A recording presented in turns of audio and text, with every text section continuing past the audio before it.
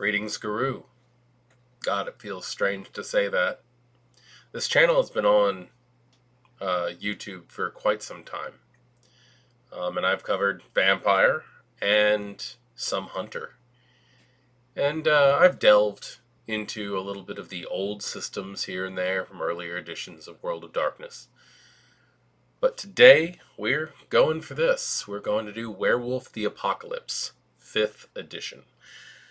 And I got my copy right here, holding it in my hands. And I know a lot of you guys are waiting for yours to come in. And just be patient. This isn't World of Darkness's fault. This isn't Renegade's fault. It's the state of the world. That's actually something we need to take into consideration when we're looking at the story of Werewolf the Apocalypse. I will do my best to give you answers on your questions for this game system before you get your books and are able to delve in and get your own. I was one of the lucky ones where I got to attend an event and buy one of these books for myself. The shipping is the problem, and it's because the world is suffering. And that is really what it is to consider playing Werewolf the Apocalypse. You live in a world that is suffering. And instead of just going outside and feeling the heat, watching the trees be cut down to make room for more housing that's just going to remain empty while the homeless sits on the street and suffers for themselves, you feel Gaia's pain. You feel Gaia's tears as they fall from the sky. Werewolf the Apocalypse is a game based on spiritual development and the rage that these creatures feel for the abuse of their mother. So how does Werewolf the Apocalypse 5th edition, W5 as it's affectionately called, hold up compared to the other werewolf systems? That's what we're here to find out today in this episode of Cover to Cover. So for those of you who are new to this whole concept of what cover to cover is, and some of you might be werewolf fans, so this could very well be your first time around. The way cover to cover works is I am literally going to read this entire book cover to cover. Not here for you guys to see, but for me to get a feel for each section of this book, whether they be chapters or subsections. I'm going to cover every little detail for myself and give my opinion. And where these videos do tend to be a little bit longer than some of the other things that I put out, which is something to say because I am a long-winded individual, it'll at least give you an idea on exactly how this system works and where it fits into in the greater world of darkness. Don't worry though, because I do plan on doing something very similar to level by level, where I went through all the vampire disciplines a level at a time. I plan on doing the same thing for these gifts. So, without further ado, let's crack this spine and get into Werewolf 5th edition.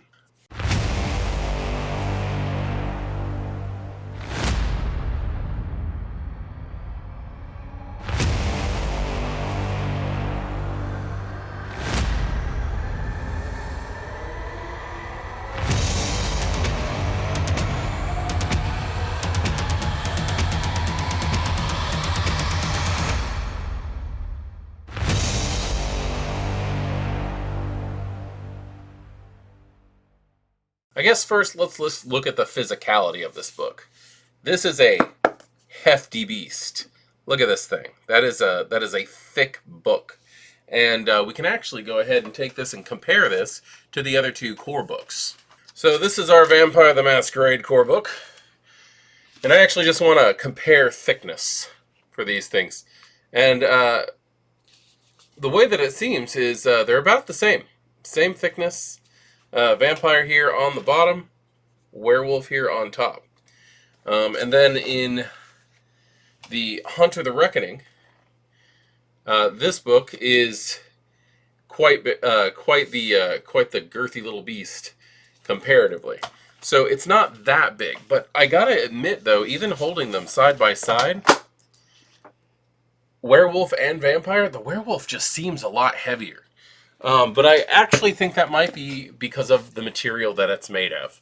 Um, and that is something that I've actually gotten to a lot of conversations about, is that unlike the slick, glossy pages of Vampire the Masquerade and Hunter the Reckoning, Werewolf has like a gritty feel to it. Almost like recycled paper. And when you look at it, the paper's actually seen. I know I'm not going to be able to pick this up very well on the camera, but the picture, the pages themselves seem stained, wrinkled, crunched up, but it's actually just part of the overall aesthetic. I really like that. I know a lot of people have a lot of people that I've talked to have been like they don't really care for the grittiness of the paper and the texture on the paper. But personally, this actually puts me into the mindset of Werewolf a little bit more because it feels like recycled paper. It feels like something that the werewolves would actually push towards, more of a reuse, recycle kind of situation. And I kind of like it. I like the grittiness of it. It feels completely different physically than the other books. The art in this book is amazing. From the cover art to just the individual pictures that are within each of the pages. They seem like watercolor. Again, it seems to have more of a natural feel. It looks like somebody was just making a bunch of like darker themed watercolor pictures that really just matches up well with the whole aesthetic. You'll also get a very good look at the Krynos Garou forms.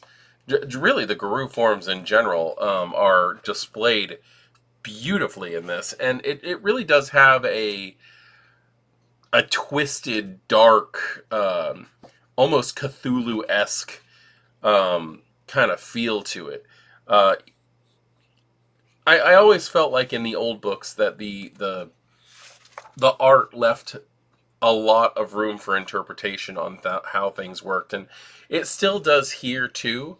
But like the artist renderings of these pictures are just incredible, and I gotta hand it to the various artists that worked on this project because they definitely did come out with good technique.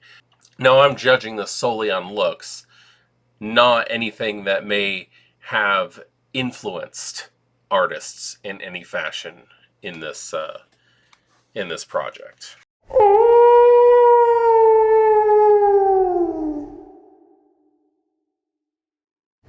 Werewolf the Apocalypse, much like all World of Darkness books, has a pretty fluid introduction. It flows in very well, covering both some in-character parts and some out-of-character parts. And what I mean by that is it gives you a good feel for how this setting works within the World of Darkness currently. It talks about the truths about being a werewolf. In fact, I'm going to go ahead and I'm going to read that part to you just because it is just a small little area in the book that does answer so many questions. Werewolves have the ability to take numerous forms on the spectrum from lupine to hominid. Werewolves belong to multiple worlds, spirit and flesh, wolf and human, but are wholly accepted by none. Werewolves are feared and mistrusted by each of the worlds to which they partly belong. Werewolves are creatures of rage, forever at risk of losing control of themselves. Werewolves are charged with an unreliable greater purpose by Gaia, a spiritual entity who is herself inherently unknowable. Werewolves consider the worm, a primal force of entropy and decay, to be the chief threat to Gaia, and much of Garou existence is spent confronting agents, real or imagined. That description goes in very well, describing a lot of the major tenets of Werewolf the Apocalypse. The fact that, yes, you are going to be able to change forms in this system. And it's not just wolf-human, wolf-human. It actually has steps in between that can be utilized for various purposes. Strength, dexterity, speed. There are reasons to use each of the forms. And this book seems to really shine on making that apparent. I, as somebody who primarily played Vampire in the older systems, I had a hard time getting into Werewolf, primarily because of the players of Werewolf, actually. I didn't take the time to get to know the system in the older editions, primarily because there was a lot of gatekeeping when it came to the way that Werewolf worked. And I think in 5th edition, we might too, and I know sure as hell I'm going to do my part in this, going to make it easier for people to actually get into this game and enjoy it. The forces that werewolves fight. Worm agents. I love the fact that it says real or imagined, because it really does bring on the idea that werewolves are just creatures of impulse. And that is something that can be played off on, as well as the fact that werewolves do not seem to really get along with humans or animals or spirits in any sense of the word. There's been a lot of screwing up in werewolf history in earlier editions, and I think we're going to see if that's carried over the 5th edition as strongly, because they did a lot in their history, War of Rage, for those of you who know what that is, that really kind of put them on the bench when it came to getting along with others. Walking between worlds is something that Garou are known to do in the world of darkness. They can walk in the lands of the living, and they can walk in the lands of the spirits. Not exactly the shadow realm or the shadowlands like the La Sombra and the Hecata are capable of doing in Vampire, not the world of wraiths, but the world of natural spirits. It's a layer past the Deadlands, where the world is more of a natural space, but it's also being corrupted by weaver spirits as well as worm spirits, things that are trying to build, because the religion of werewolves is a major focus in this game. So this section, the introduction, also goes over what werewolves do, and it gives a good example over the fact that werewolves, although being the legendary warriors of Gaia, are trying to build their own legend, and they're trying to build themselves up. It's very similar in the way that I've heard some people who play Dungeons and Dragons, where they say, "Oh, by this level, I'll be a god." In Werewolf, not only are you trying to save the world, or perhaps in 5th edition, avenge the world, you're also trying to build yourself up to become one of those spirit kings in a way, in and of itself. There's a section in this part that talks about storytelling games and role-playing and how exactly these work. I don't think I really have to go into much detail because that's what this channel is all about, right? Goes on to talk about the role of the storyteller and the role of the players. And then also a mature content warning, which is vastly important, because you have to understand that there are dark things that happen in this game. Addressing certain lines and veils might be something that you might want to think about doing, because there are going to be things that some people just don't want to experience as a game. And all in all, this is supposed to be entertaining. The introduction also goes into the lexicon. The lexicon is basically the common words used in this game, what they mean, who specific people are, what definitions of certain things are. And these really help when you're trying to get to know the world. It really is a world building system. Now, as a storyteller, I've played in games where the lexicon is completely ignored and people build their own over time. But it is nice to have that base to start from, especially if you have NPCs that are older and used to the current world, where the players could just ignore what they're talking about, but those specific words and those sayings will stick into the characters' minds.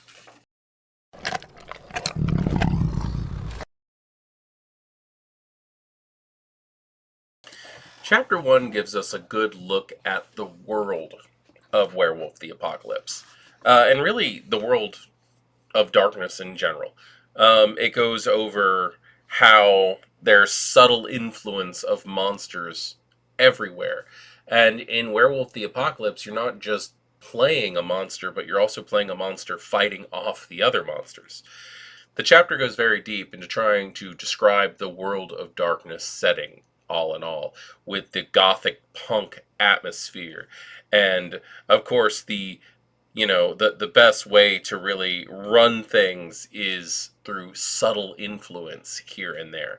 But it doesn't just go over the physical world. It also goes over the Umbra and how exactly things are set. So not only are we going over like how the cities have been affected by this subtle influence and how the countryside has been slightly polluted over time, we also get to go over how both very familiar and entirely alien the Umbra actually is, and how where in the past the Garou may have felt at home in the Umbra, now there just seems to be things that are fighting against them there as well, where we come into contact with worm spirits and destructive forces and the like.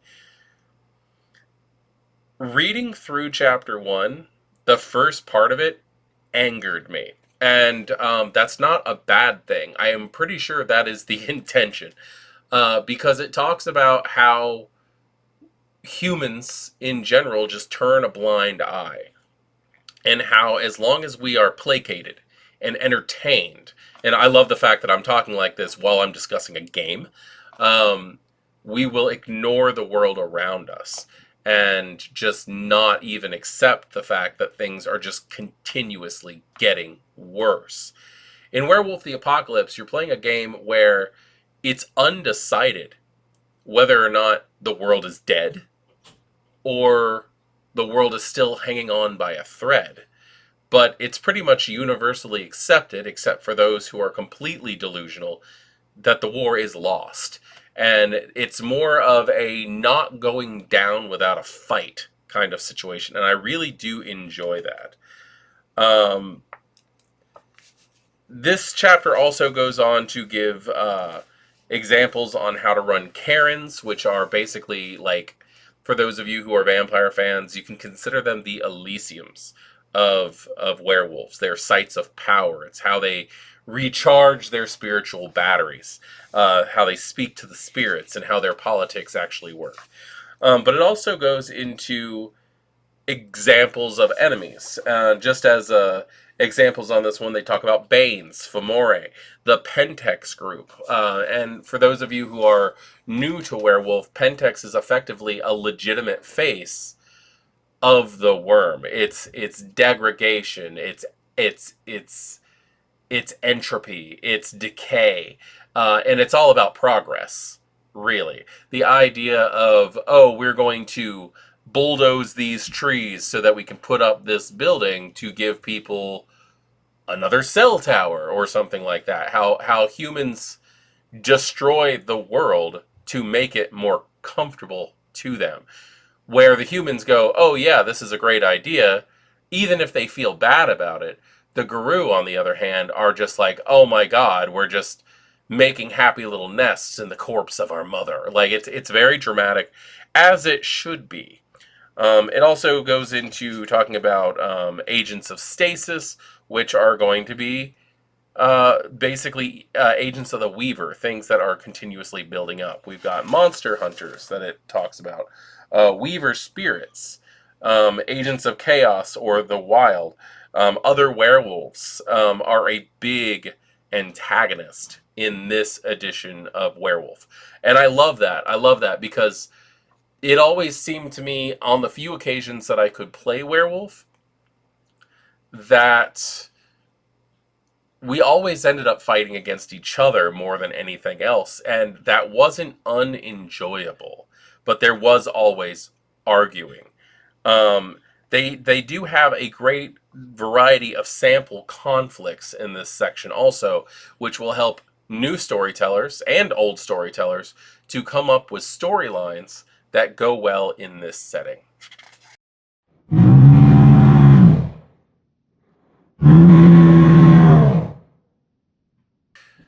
Chapter 2 covers Garou in general, the way of life, the way they handle things, and it's it's written really, really well because it is different, very different from the way things were in the past. I'm going to actually have to go through this stuff piece by piece because holy crap. The first few pages is all about the history, and it covers a lot of things like the Impregnium, which is when the Garou just decided that it was okay to punish humans and eat them and destroy them and kill them whenever they wanted to, which builds this like internal fear of werewolves into the human psyche. Even if we don't believe them, we tend to just turn into shaky messes when we're confronted with that kind of thing. It also talks about how the Concord and secrecy, so basically the idea that like they would form their own masquerade, for those of you who are vampire fans. Basically stay in the shadows and protect Gaia without humans knowing. But then it goes on to talk about the Garou Nation and what exactly it is right now, and the fact that it actually seems to be a failed social project, which is really cool because no one can agree on how long the Garou Nation actually lasted, and that it kind of just broke apart and ended up fueling what Garou society is today, which is bitterness and the inability to really grasp the traditions of Garou society in general, which is kind of neat. Um, it does go on to a little bit more of the standard cosmology of werewolves, such as auspice and tribe. Auspice being what moon phase you go through your first change under, and the various roles that those things have. They're explained very, very well. It says here that a werewolf's auspice is their moon sign, almost always alignment with the lunar phase at the time of their first change. So it kind of gives the thought that you might be able to fudge that and have it be something else. One's auspice implies their role in Garou society, such as the Ragabash being the tricksters, those who challenge the status quo, but for a reason. They don't cause problems just to cause problems. They cause problems to cause the nation to think about why they do specific things. The Garou venerate a high competency in craft of auspice. For example, moots, many Garou look forward to the Galliards regaling the werewolves in attendance with tales of great renown. So the Galliards are going to be your storytellers. Specifically, it does say that the Ragabash they're there to question authority, to challenge unexamined traditions, and even mock that which is worthy of derision. Um, the Philodox is there to preserve and interpret the ways of and customs of the werewolves. So the Galliards, like I said, are the storytellers. They're there to tell the stories of bygone comrades and of tonight's champions. And the Aharoon are the straight out warriors that will handle things head first and run head first into battle. But that's where things get a little bit different when we get into tribes. Because in the old systems, you were born into a tribe.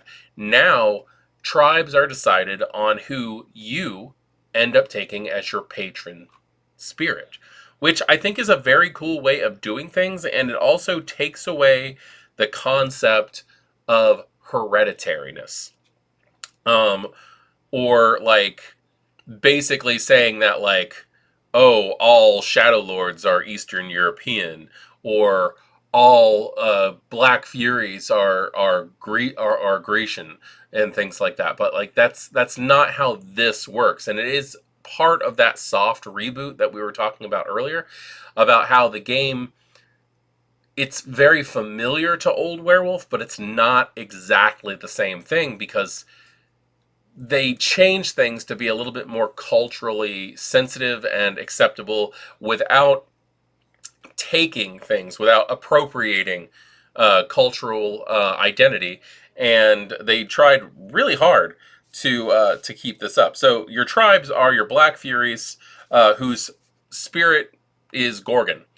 They fight for justice, and sometimes they get a little bit too crazed into it. One of the major things that I've seen so far is that Black Furies don't seem to be as sexually divided as they used to be. The Black Furies used to be almost exclusively female, and the only male Black Furies were individuals who were adopted in from other tribes. The Bone Gnars, who their patron spirit is Rat. They live in the cities and they try to hide among the humans as best as they can.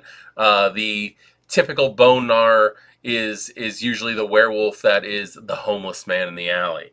You've got the Children of Gaia, whose patron spirit is Unicorn. And here I found this interesting. It says that the Children of Gaia solve enigmas, particularly one surrounding Gaia's crisis in Mysteries of the Umbra. That's actually a really cool thing because in the past, I was always taught that the Children of Gaia were there to be mediators. They are the ones who tried to keep the peace among the Garou. The Heart Wardens, they are patroned by Stag, the spirit Stag, and they serve Gaia by expanding, cultivating, and protecting their territory and that of their pack, offering hospitality to those who ask, offering hospitality for those who ask it of them, fiercely settling accounts for any abuses of that hospitality. Then there's the Gale Stalkers. They serve as Gaia's as hunters, trackers, and a provider who are known for their hardiness and the relentlessness in their pursuit. Their patron is the spirit of the North. The Garou of the Ghost Council favor unconventional approaches to challenge taboos, to use rivals' weaknesses against them in the service of Gaia. Their patron spirit is the Horned Serpent.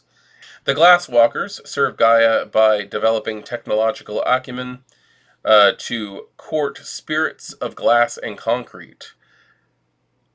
Circuits and Steel, their patron is Spider, which is actually a huge change. They used to be Cockroach. The Red Talons serve Gaia by giving a voice to those who lack words, protecting the unspoiled places and clawing back what they see unjust encroachment. Their patron spirit is Griffin. The Shadow Lord's outlook is the might makes right, and that the role of the weak is submission. But that might can take many forms. Their patron spirit is Thunder. The Silent Striders are forever on the move, master travelers, deft with many customs, as well as with the gathering and sharing of information. Their patron spirit is the Owl. Silver Fangs serve Gaia through inspiration, leadership, and nobility as a self-styled aristocracy among the Garou, and their spirit is Falcon. Those are the playable tribes, and you'll probably notice that there are different tribes. We're missing a few from the older systems. Now, to my understanding, and no, I haven't had a chance to talk to anybody about this, but from the homework that I've done, the reason why specific tribes were taken out or replaced or renamed was really cultural sensitivity. We have to understand that in the early 90s, when they built the original games, they really weren't that, you know, accustomed to double checking to make sure they weren't offending. And there are certain things that you just don't talk about. And there are some things that you just don't use in a game setting because it could be considered appropriation or just inconsiderate to the culture itself. So that's why that's covered. Now, they do go a little bit into wayward tribes here. There is some information on Black Spiral Dancers, on the cult of Fenris, and also the Stargazers, which have removed themselves from the Garou Nation. And it's got a lot of really good information. I'm pretty sure we're going to end up doing some type of storyteller conversation, my thoughts on each of these tribes as time goes by. But that is not for right now. The next section goes into becoming a Garou, which is actually a very interesting section because not only does it cover the first change, it also covers things like kin seekers, werewolves who go specifically looking for individual who are about to go through a first change, which could be given to them by like information given to them by spirits. This could be a very fun plot line or a way to introduce a new game. Um, but werewolves don't become werewolves the same way that they used to in the older editions. It's not because, oh, your mom or your dad were kinfolk, or you have werewolves in your blood somewhere down the line. They kind of don't do that anymore, which I kind of like. They've revamped it. But it does acknowledge the fact that there are legends of people becoming werewolves due to scratches, due to bites, and things like that, because these kin seekers will try to provoke you by going through the change in front of you or just outright attacking you, which could lead to you thinking, oh, I became a werewolf because dude over there bit me, which is an interesting way of putting things. They also go into the how people become werewolves, which I'll just point out is even the werewolves don't know. One of the best ways of putting it is some werewolves believe that Gaia just chooses who she wants to be her warrior. But it does go into something here called dark doings. I'm going to go ahead and read this because this is one of my all-time favorite things that I was afraid that they were going to take out due to cultural appropriation. And what they did is they seem to have just changed the name of it but left the idea, which I am 100% fine with because it's really the concept that I love about this and kind of creeps me out at the same time, which is kind of why I like it, because it's just a dirty way of becoming a werewolf. Dark doings. There are other ways, crueler ways to become a werewolf, but those other methods do not allow one to become Garou. A few depraved individuals, or one driven mad by seeking such forbidden knowledge, do succeed in stealing the ability to shapeshift into wolf form. And for some, even something akin to the Krynos form. Known as stolen moons, these false werewolves are universally reviled among Garou. One way they attain the ability to shapeshift comes from flaying a true werewolf and donning its skin as its own. Needless to say, skinning a werewolf is not an act undertaken lightly. And even once one had such a skin, the individual must also perform a bleak and harrowing ritual to merge the skin with their own, to take on its properties. I love that. The idea of forcing yourself to become a werewolf through dark ritual. And notice I said that, become a werewolf, not a Garou. You don't get tribes when it comes to this kind of thing. They are their own tribe in a way. I do like also the new name for this, the Stolen Moon. It then goes into the idea of finding a tribe, which, like I said, is by picking out your patron spirit. Finding out which spirit you tend to just work well with. And it goes into great detail of also finding a pack, living wolf life, werewolf names. That's actually something that's pretty big. But then it goes into culture. It goes into the litany, which are basically just the rules of being a werewolf. It has the tenets of the litany and how they work. It's kind of like in Vampire the Masquerade, how you have the traditions. Werewolves have the litany.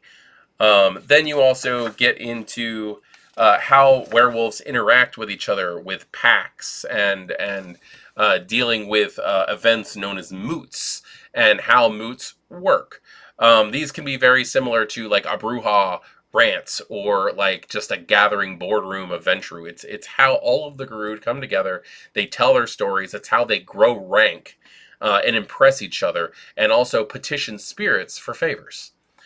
This goes into Horano and Hoglosk, which I probably pronounced that wrong massively, but Horano is effectively a deep depression of a Garou, and it's kind of like the idea of a vampire turning into a white.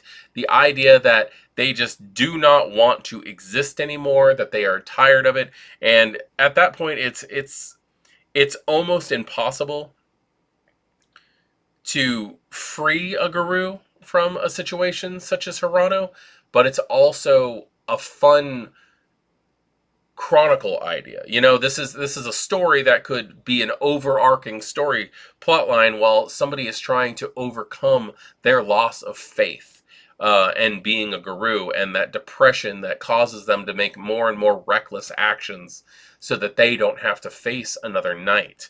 Hogloss actually is the complete opposite of this, and I don't remember this being part of older systems. And please, in the comments down below, if you know, correct me on this one, whether or not Hoglosk is a new mechanic or not.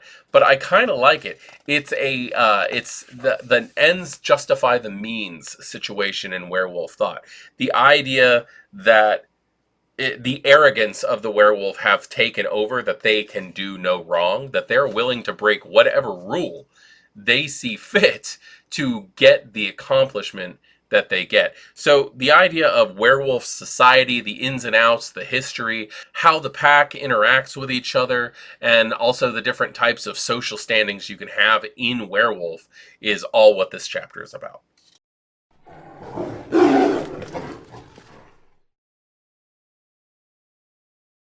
And auspices. This is basically your precursor to character creation. It goes into deep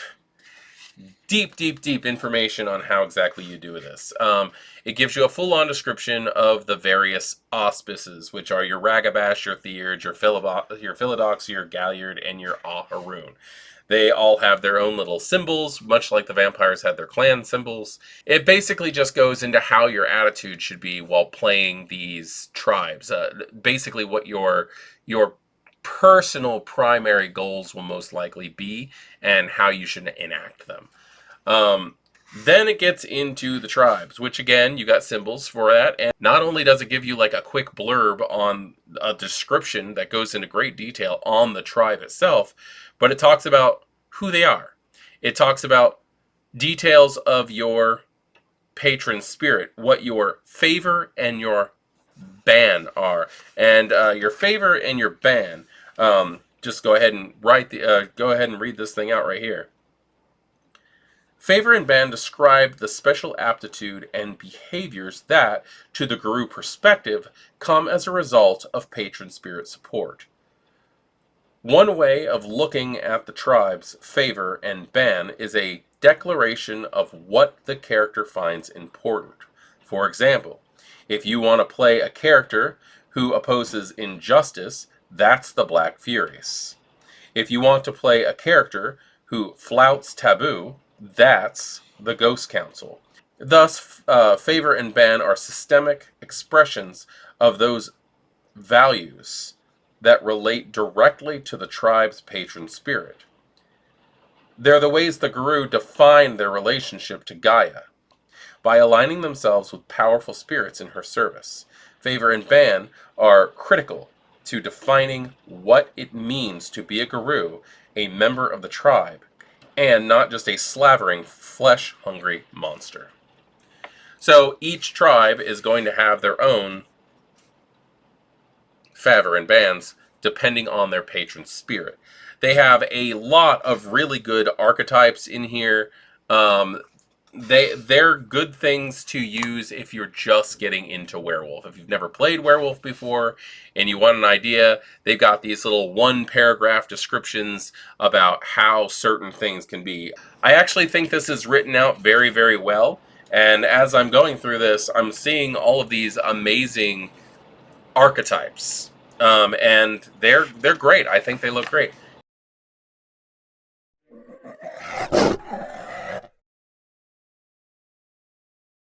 And Chapter 4 gets into character creation. There is not really much to say about this, except there is a nice character creation summary. It says, you choose your concept, your auspice, and your tribe. You allocate traits. You take 1 trait at 4, 3 traits at 3, 4 traits at 2, 1 trait at 1. This is very, very similar to the other systems when it comes to character creation. They're not overly powerful. You get 7 points in advantages, 2 points in flaws. It talks about the different powers that you get. They're called gifts in Werewolf. And it says that you get 1 native gift, 1 auspice gift, and 1 tribe gift. So you get to start with 3 powers. There is no predator type like they have in vampire for werewolf, which I could kind of see them having, but I can also understand that they don't. You also, just like in vampire, get to choose touchstones.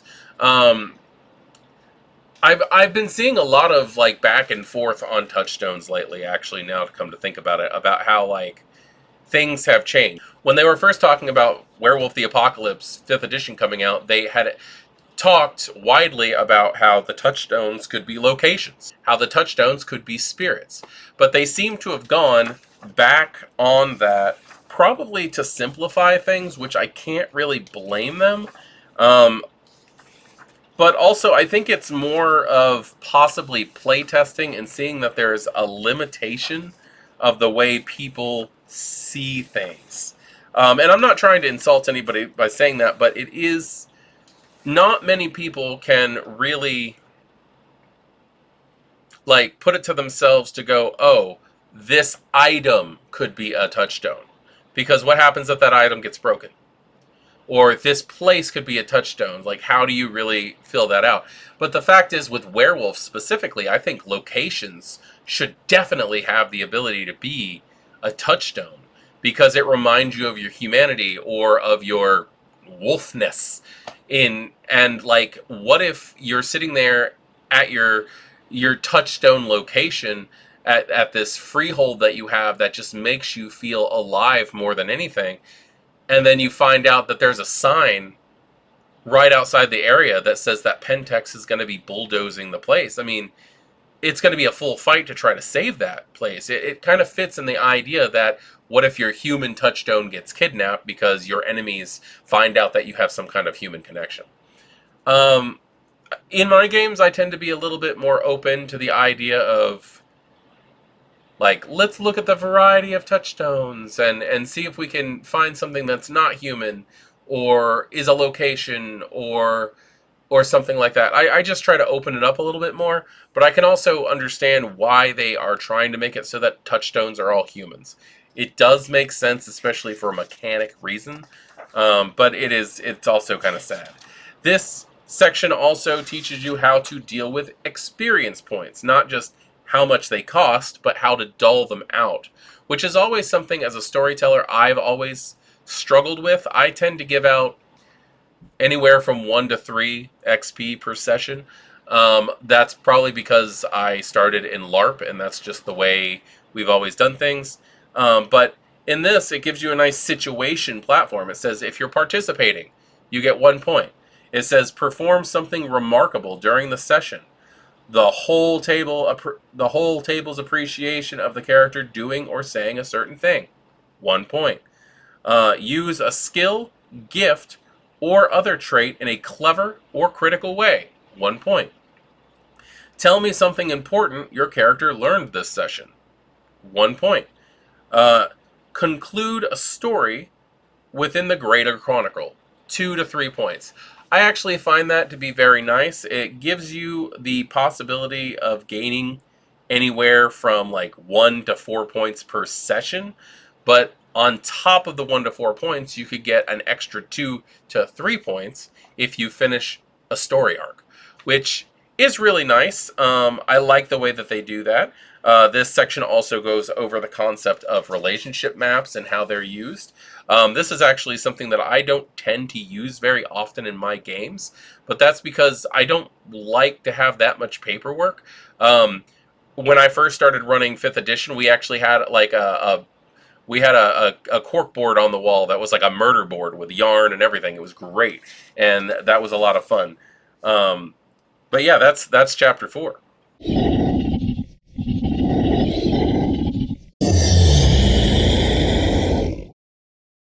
Chapter 5 is a clear-cut section that discusses how the rules of World of Darkness 5th edition works.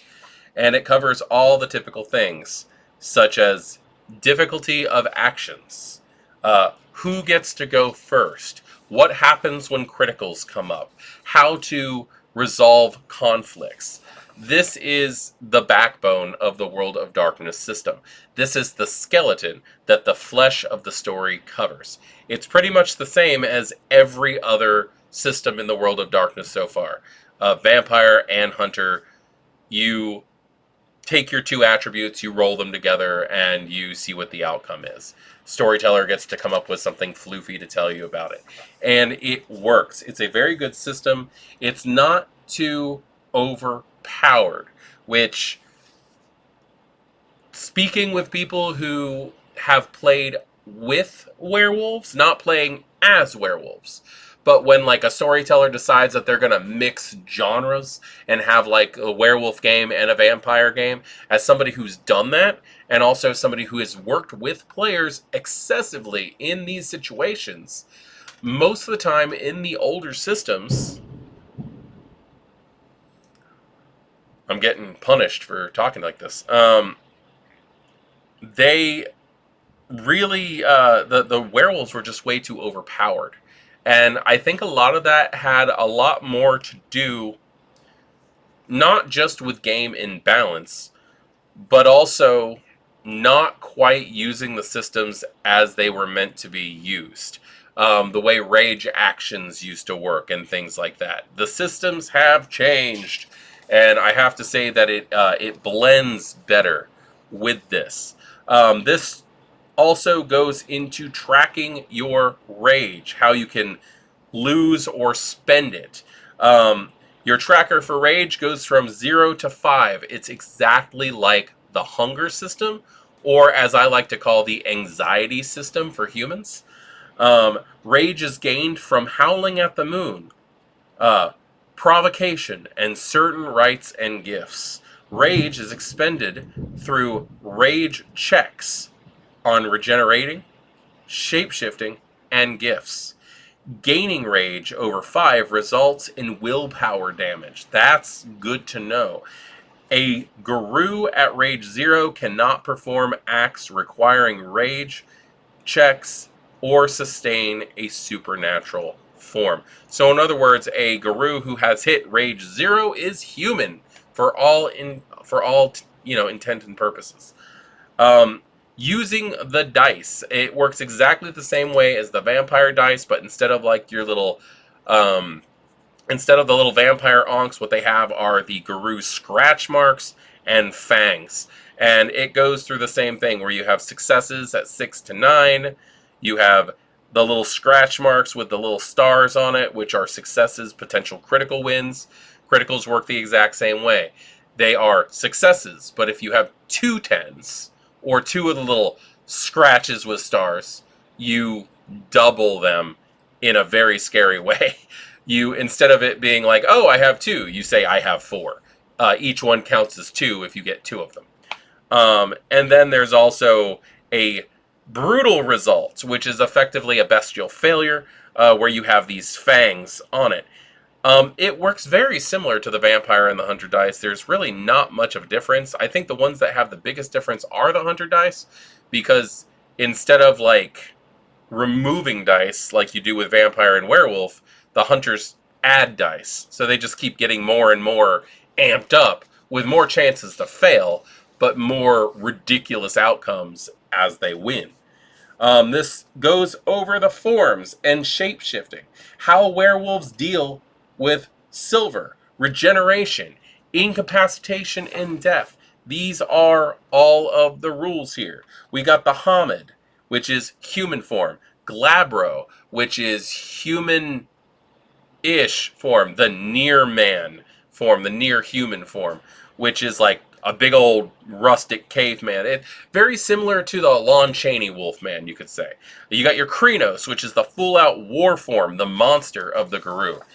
You got your Hispo, which is the dire wolf. Those Game of Thrones fans might know what I'm talking about here. And then there's the Lupus, which is a full-out wolf form. This section talks about Frenzy. It's actually written out very well. It talks about how your Hirano and your Hogloss, all of the important stuff. Renown, which is always important when it comes to werewolves, because renown is how you go up in social status. And also it leads to other possible powers and things like that, other gifts. The rules are very well written in this book. There's not much here for debate. And if you decided that you were going to go raw, which I've noticed most werewolves do, rules as written, it's not going to be something that's too overpowered against the other games if you decided to bring this in. If you decided to use the Werewolf the Apocalypse book to create antagonist werewolves for hunters, you could very well, with some planning, take out a werewolf with some hunters. If you decided to use some hunters as antagonists for werewolves, you could fight back and survive on either side. So that is always a really, really good thing, especially when it's clearly written out, which this book succeeds in doing, in my opinion.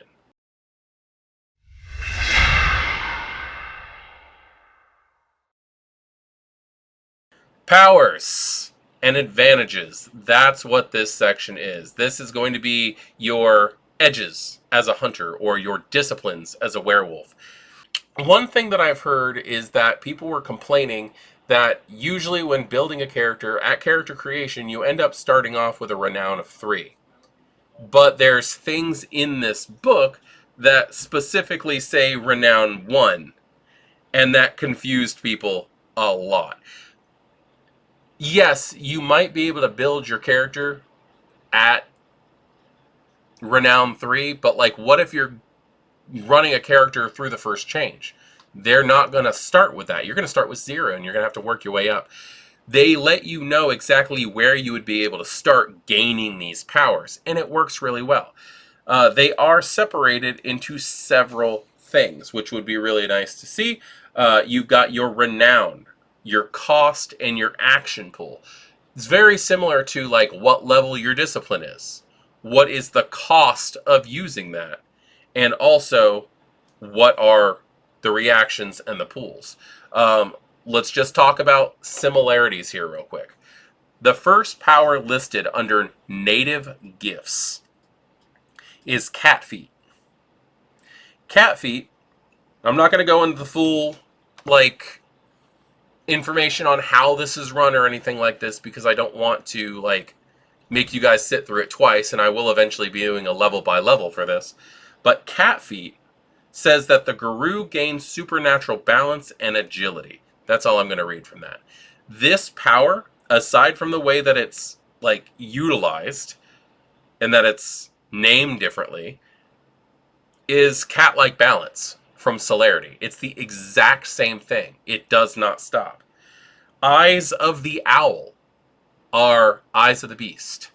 Hare's leap is soaring leap from potence. Like, a lot of these powers, not all of them, but a good number of them actually kind of have matches when it comes to looking at vampire disciplines. So they actually coordinate very well with each other. There's a lot of them like stare down that fit into the presence category. There is one thing here, however, that does tend to bring in a little bit of scariness, and I can understand that, but I also feel like it's needed due to the fact that werewolves should be scary. And that is the gift, the native gift, Spirit of the Fray, which is here because Garou are terrifying, and they should be. Moving like a blur of fur, claws, and muscle, the Garou is able to attack multiple opponents within reach. A Wolverine or Badger spirit grants this gift. So you do have to work with the spirits to get these things. It's free. 1 rage check per additional action, which means you can have an additional action per point of rage that your character has. So you have to maintain your rage. So there are stipulations. This gift allows a Garou to attack additional opponents within reach up to the character's glory without penalty. Make a single attack roll and apply it to every opponent engaged and covered by the rage expenditure, see cost, Any additional bonus to attack applies to all opponents. So you don't have to split your dice pool. And if you have bonuses for the attack, such as if you're working with some kind of like clave or something like that, some kind of weapon that gives you some, bonus actions, you're terrifying. You don't become weaker with each attack. However, it does say additional opponents, not specifically additional attacks. So I would, as a storyteller, not allow someone to just go, oh, well, I've got 4 extra actions. I'm going to use them all on that dude right there. This is going to be something where you're literally blurring from opponent to opponent with swiping attacks. That's terrifying. One Garou could fight a coterie of vampires pretty damn easily. But with the general rules of this game, also, I'd like to point out that werewolves become exhausted incredibly quickly. Yes, they are massively dangerous. Yes, they can deal a huge amount of damage to multiple targets in one turn if they're built that way. But they become exhausted and they lose the wolf, as it said. When they come out of rage, they go back to their birth form. Whether it's Hamid or Lupus, they go back to their natural form, and they're unable to call upon their rage gifts, which can put them in a very dangerous situation, which is why a pack is always a good thing to have.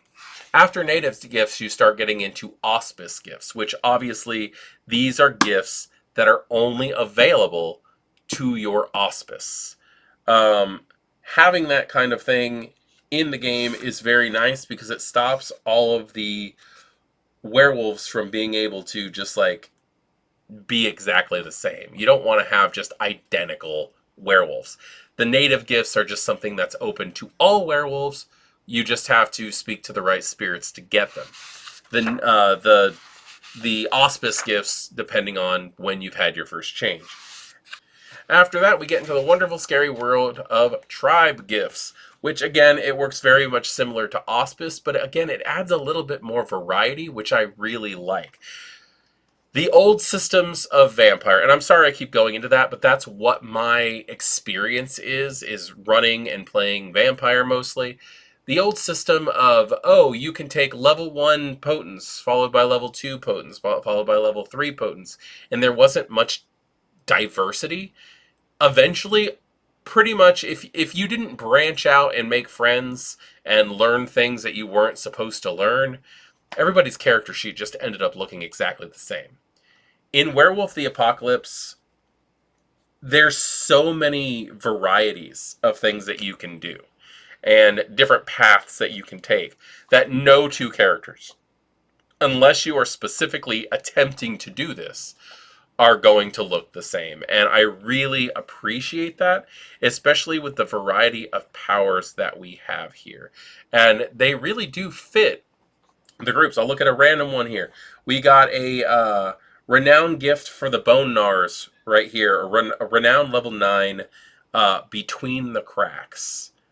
In the blink of an eye, a Garou can disappear into any crack, so long as the crack is at least a hand's breadth long, and reappear from another crack just outside of line of sight, or distant enough to elude pursuit. A spirit of shadow, decay, or ruin grants this gift. This gives the Bone Gnars effectively Shadow Step, and I like it because A, that's a pretty damn high power. It's a level 9 renown, but it also it kind of like makes it so that the characters can interweave with each other. Like it changes the look, but it also gives you the same results without shaking the system too much. And I greatly appreciate that.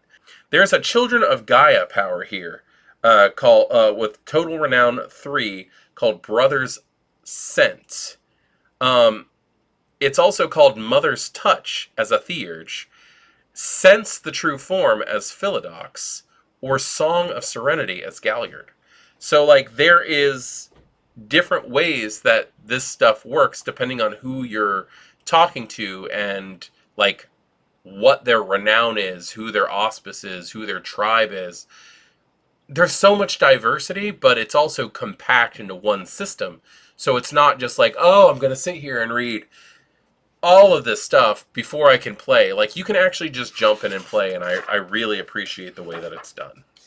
Now, after we get out of the gifts, it goes into rites. And rites are something that werewolves are just massively known for because they are a spiritual creature. You've got the rite of abjuration. This rite purifies a person, place, or object, purging any spiritual possession. So, if you are dealing with spirits, which the Garou typically are, you are going to end up dealing with possession. This is a good way to get low-level banes out of people, or even dealing with wraiths. It might help. There's the Rite of Rage. Known by many names among individual septs and packs, the Rite of Rage has one purpose: to stoke the rage of a pack before it courts danger and violence. This is very similar to, like, the Sabbat War Party or the Sundance. Like, this is... I like the way that rites are actually written because they're the same way as doing any other test. With the Rite of Abjuration, you're going to take your honor plus your occult. That's your pool. With the Rite of Rage, you've got glory and intimidation. Like, there's so many things in this that just are going to be there for story. And that's actually something that, just taking a step back from the rites here, because this is actually part of that, is that one of the big reasons that I couldn't get into, like, another big reason why I couldn't get into Garou as much as I wanted to was that people who played Garou when I was, just getting started into this game tended to be, I'm going to go in here and mess stuff up. I'm going to go in here and just fight and be full of rage, because that's what werewolves are. But they're spiritual creatures. There should be so much more moot. There should be so much more practicing of rites. And I don't know, it's just, it's a really good system for those people who want to have some combat, but also have the access to spiritual development for their characters. A lot of our favorite rites come back here. We got the Rite of Dedication, the Rite of Cairn Building. Like, these are all things that are very important for Garou in general. They also have social rites. We have rites of passage, satire rites, rites of accomplishment. These are ways that werewolves celebrate themselves, and I've always enjoyed that. Then we get into fun stuff like talismans. They have gear here that actually helps out. These are going to be things that really help to, like, just spice up the game a little bit, like, you're not just running around with your claws and your fangs and your ability to, like, jump over, like, cars and stuff like that. We've got fun things like claves and spirit catchers and things like that that can really add a lot of fun to this game. The chapter also goes into Karens and how they're run, how the traits go, how weapons, armor, and equipment go, which are very similar to Vampire and Hunter, if not completely identical. These systems are made very, very well to cross over and work with the other groups. I say that as I turn to page, and the first thing that I see is flamethrowers.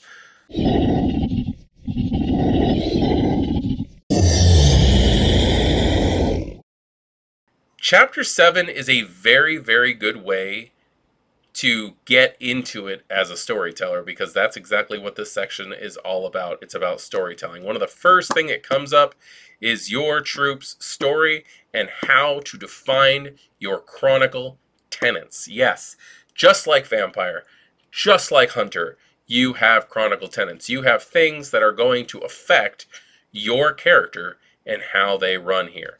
It says, chronicle tenets form the foundation of the story your troop will tell. They are statements expressing the value the chronicle seeks to convey. Think of them as themes, morals, moods, overall declarations of what the troop's collective stories have to say. They can be general or specific, or some combination of both. Before the chronicle starts, the troupe should assemble a set of chronicle tenets which helps creatively constrain the direction the story will take.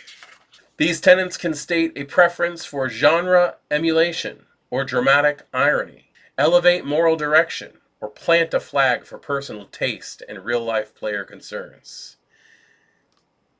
These are important. We've got a couple of different ideas for what tenets can be and what their consequences could be. I actually like these.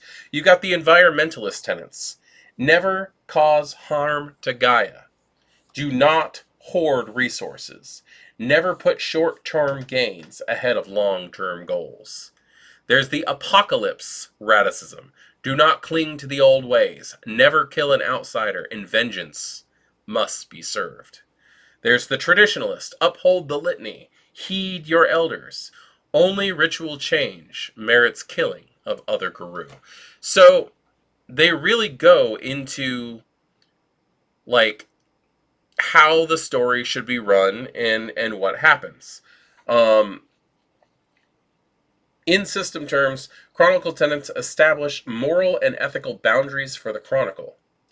Though individuals almost certainly have occasional justifications for breaking these boundaries, for the most part, this transgressiveness is good. It's a game about being a monster, after all, and what being a monster entails. But being a monster inevitably causes problems, and addressing those problems is also part of the story. When anything goes in a chronicle, it lacks stakes and consequences, and can become a sideshow of meaningless atrocity, and isn't what the Garou are about.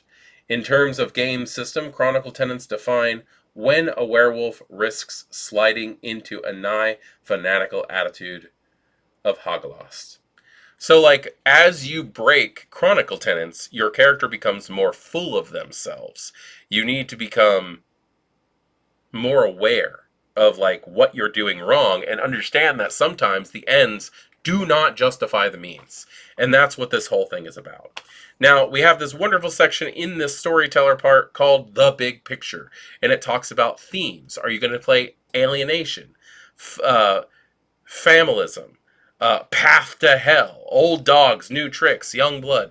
They have some really good suggestions for themes here. And I'm sure if you have your own, that's great. I'll actually tell you the story that I've always wanted to run with Garou. It. I've always wanted to run Stephen King's It as a story of Garou. You have perhaps pre-form group of people who are the Losers Club. Perhaps in that big climax where they finally fight Pennywise, they make their first change, and that's how they overcome it.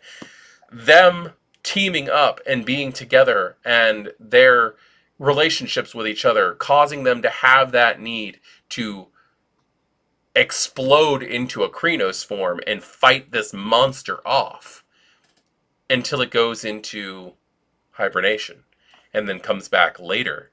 And then the characters would be higher rank with more powers, and they have to try new things to try to destroy this creature. Personally, I think that Pennywise is a Nexus crawler, and there is an example of how Nexus crawlers run in this book, and I love it. I love it, love it, love it, very, very much. But what are your stories? Like, how do you want to tell this game? Seriously, if you want to put that in the comments, I'm very interested in knowing, like, what are your themes as players, and how would you like to do this? There is also how to run a proper session 0 in this, which is just wonderful description. These people know what they're talking about. These books are written at this point in time. They're written not just by people who are trying to, like, you know, sell you books, but like they've started hiring the people who play these games and the people who know how the rules should work. So like you have the people who really, really want to play power hungry monsters, but you also have the people who like understand the balance of how to make powers work and how not to just make like unfun killing machines that like have no actual risk involved. There are suggestions in here for how to storytell in the Umbra, which, I mean, we all have to admit the Umbra is an alien place that's very hard to know. I've run a couple stories in the Umbra before, and it's one of those things that it took me a while to wrap my head around, but I feel like I did well. My players have said that I did well, but I really don't know if that's more my description of things or my understanding of things, because like you can just go off the rails and describe whatever you want. You don't actually have to follow what like the book says is a thing, and you can just do whatever you want. But like the way that it's described here and how the various like layers of the Umbra fold over themselves, and how something might be represented by like a massive tree in the Umbra, or it could be a sentient spirit, even though it's an animate object, or that there could be like a set of what appear to be some type of like wraith or ghost like things, and what they really are is just heightened human emotion that have taken solid form. Like there's so many ways a werewolf game could really just go off the rails the moment you leave the physical world. Now, this also gives the idea of the 3-act structure, how you build a character. Act 1, introduction, get all your characters together. Act 2, rising tension, make everything more terrifying and build that pressure and let them know what the stakes are. And then in Act 3 is climax and clarification, getting everything where it needs to be. You can leave off on a cliffhanger on that one, but like still there needs to be some sort of finality to the story. Even if the story isn't over in and of itself, there needs to be that sense that something was accomplished, even if it's a negative sense. That's what this game is all about, is just telling a story, and this book really does help you in a lot of really fun ways. Chapter 7 goes on to talk about how to prepare a setting, how to build your story. What exactly is the type of area that your characters are going to be interacting in? Is it a dirty city that's crowded and full of corruption? Is it an area that's open wilderness but with like the sense of impending doom as a logging industry is coming through? There's many ways you can do that. They have lots of wonderful examples. And taking your ideas and mixing it with what they've come up with is really a great way to get started in storytelling a game like this.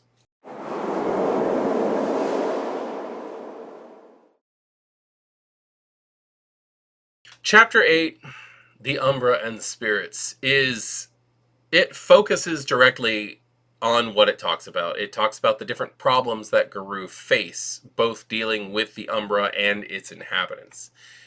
And I really enjoy it because it talks about the different types of spirits. In fact, that Garou are not the only things that have access to the Umbra. You're going to be dealing with Banes. You're going to be dealing with umbral elemental spirits. You're going to be dealing with Celestines. And those are all listed here with a great description that will help you figure out how you're going to fit them into your story. This is something that I can see as a novice storyteller. I would have in my younger days been like, how many can I fit in one place? But like, this is kind of a thing where you can just take your time. Wrap your story about one thing. Don't overdo it. And because it's exciting, it's an incredibly exciting thing. And I don't know. It's just the way that it's written here. Who are the spirits? How do they work? What are the hierarchy of the spirits? What are their,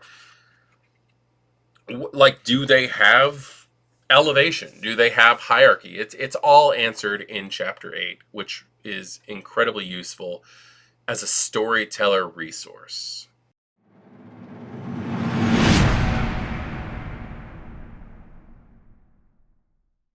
Chapter 9, I'm not going to lie, is probably one of my favorite chapters that I've read.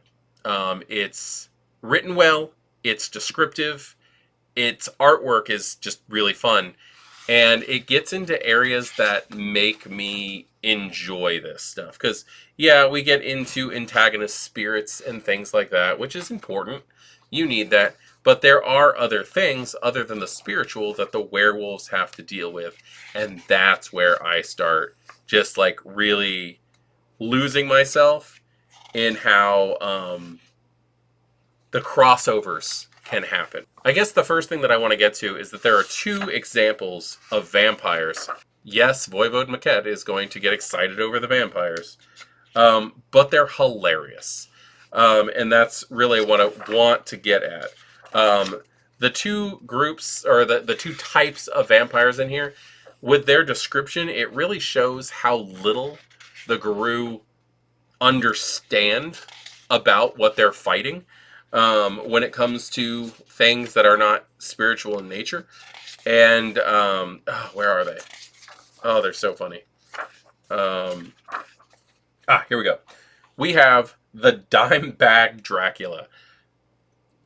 The nightclub and stylish neighborhoods of the cities are rife with these creeps, the undead drug dealers and scenesters who prey upon humans out for a good time. Most of them are newly turned and dumb, and probably aren't half as sexy as they think they are. But god damn it, if they aren't always out chasing youth and blood. Any Garou who spends any time among various human countercultures is probably closer to these parasites than they realize. And they're resentful of interlopers into their territory. The dime bag Dracula always tries to charm, seduce, or strike a deal before resorting to violence, and tries to escape as soon as they realize that they're dealing with werewolves. If they manage to escape, half of the vampires in the area go to ground, while the other half devises plans to acquire some of that sweet, sweet werewolf blood. I love the concept of the dime bag Dracula, and the fact that like they don't see vampires as separated in clans for the most part. They just see them as young, and they see them as old. And a good example of that is the Count fucking Orlok, or some shit, as it's called, as the second example. The young vampires are always good looking, and the old ones are always these rat-faced, bug-eyed motherfuckers whose own blood is dust, and that's why they creep out of their graveyards to drink from the living. The worst part comes when you have to deal with one of them because they know something about someone else you're after. Which is bad enough, but they've also usually got some heinous old investments from the Victorian era or whatever that are disgusting, even by modern standards. Conflict resources, human trafficking, child labor, unwilling victims, shit like that. They're all involved in it. There is no ethical survival under vampirism. Count fucking Orlok has seen centuries come and go, and might even consider the idea of an upfront battle with a werewolf to relieve the burden of ages. As soon as anything goes wrong, though, they attempt to escape under the cover of numerous suicidal loyal retainers, after which the vampire plans to inflict cruelty on those who are less able to defend themselves, such as their characters' touchstones.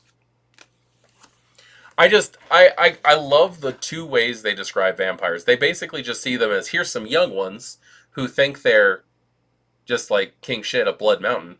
And then you've got the old ones who are all ugly and probably involved in some kind of like unethical way of handling things.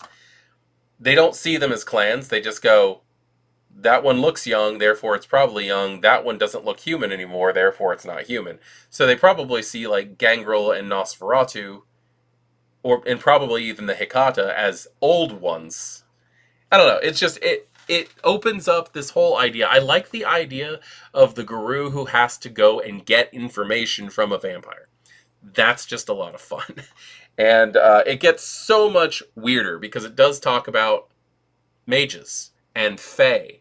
And it goes in depth in Fomore. And the description of the Nexus Crawler in this section of the book is just disgustingly terrifying.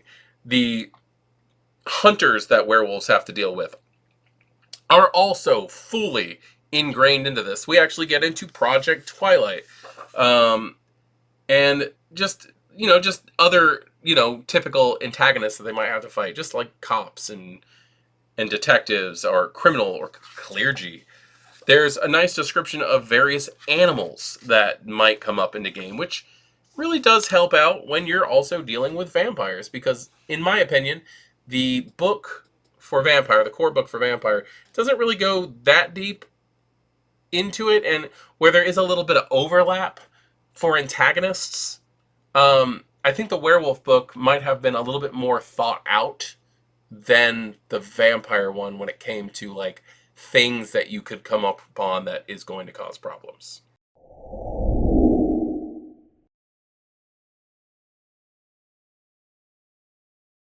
Now we're into the appendix, which is not typically something that I would go into, really, in a book review. But the reason I do that with 5th edition books is because we have lore sheets. Werewolves have lore sheets. So far, vampires and werewolves do. Humans do not thus far. And I can understand that. Humans are, human. It says here that lore sheets included in this appendix can help tie your Chronicles characters to the greater world of darkness, linking them to events and organizations that affect the werewolf setting. Future supplements may include new lore sheets, and you can also use the ones here as models for building connections to your troop in your own chronicle. So they actually do encourage you to build your own lore sheets in this. So here we actually do have some lore sheets also. We got the Monkey Wrenchers. We got Project Twilight, Umbral Travel, the Renunciate of Fenris, the Black Spiral. It's useful. It's useful. There is some very interesting things in here. And the book goes on into a couple more appendices. And in Appendix 2, after you get out of the lore sheet, there's actually a little narrative story that you can actually use as an introduction to get your game going, called No Matter How Small, which is a good read. It's a good story. It deals with fun things like Banes and things like that, which is a great introduction to Werewolf the Apocalypse. This is a great book. I know there's some issues with it, primarily socially, but that's not what this book review is about, and I want to point that out. For those of you who want to get in the comments and go, yes, I see that you're reading this book, but this, I know. And I highly recommend everybody out there to go out there and read information for yourself. Find out what's going on. That's not what this channel is about. This channel, and this review specifically, is about the content of the book and how it can be used in your game. And I don't know where I'm going with it. I do plan on using this. There's several people that I know who want me to run Werewolf. There's a big project in mind that I'm coming up with that might actually involve this as well. But overall, I gotta say, it's a well put together book. It's a good addition to my World of Darkness library, and I hope those of you who are getting it enjoy it. I hope those of you who have decided that you're going to wait for my opinion to decide whether or not you're going to get this book, I hope you find it to be a good addition to your library too. I really do. We will, over time, get into more descriptions of the things that are in this book individually. The auspices, the tribes, the gifts, they will all have their own individual videos eventually coming up. Not really sure how I want to organize things on this. I was considering for a while just going ahead and starting a Werewolf the Apocalypse channel for our World of Darkness, and then that also brought to mind, why don't I just start a Hunter the Reckoning channel? But due to community vote, we have decided that we're just going to go ahead and keep it into this one channel for now, at least. And if anybody changes their mind and wants to get organization a little bit better in this, you guys can just let me know, and we will see where it goes from there. I am Voivode Maquettes. This was Werewolf the Apocalypse 5th edition core rulebook, cover to cover book review. I actually read this entire thing in one sitting, which was not at all what I had planned to do. I actually had intended to like do like one or two chapters at a time, take a break and do something off, but it was a smooth read and I didn't want to stop going through it. I wanted to read the whole thing. So, yeah, if you have read this, let me know what you think in the comments below and I will see you next time. Good evening.